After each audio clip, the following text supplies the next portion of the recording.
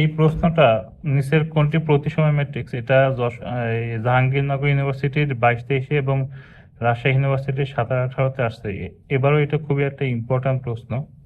তো প্রতিসম ম্যাট্রিক্স আবার একটা শর্ত আছে, সেটা হলো যদি কোনো একটা ম্যাট্রিক্স এ ইকুয়াল টু যদি আমি এ টু দি পাওয়ার টি আকারে লিখতে পারি, অর্থাৎ কোনো একটা ম্যাট্রিক্সকে যদি তার ট্রান্সপোজ করা হয় এবং যদি ওই ম্যাট্রিক্সটাই বিদ্যমান থাকে, তাহলে আমরা ওইটাকে প্রতিসম ম্যাট্রিক্স বলি।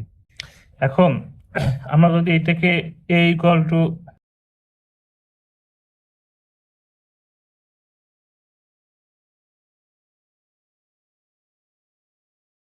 কলামটা একটা রো বানাইতে হবে, তাহলে আমার জিনিসটা সেইভাবে 0b মাইনাস বি আর 0।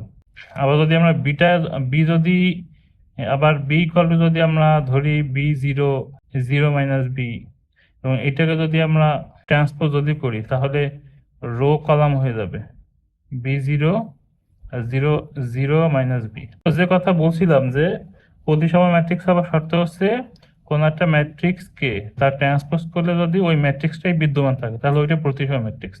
তো এটা আমরা দেখতে পেলাম কি যে এর বি এর মান আছে বি 0 মাইনাস বি, আর b to the power t করলেও ঠিক একই থাকে বি 0 মাইনাস বি, তাহলে উত্তর হলো এইটা।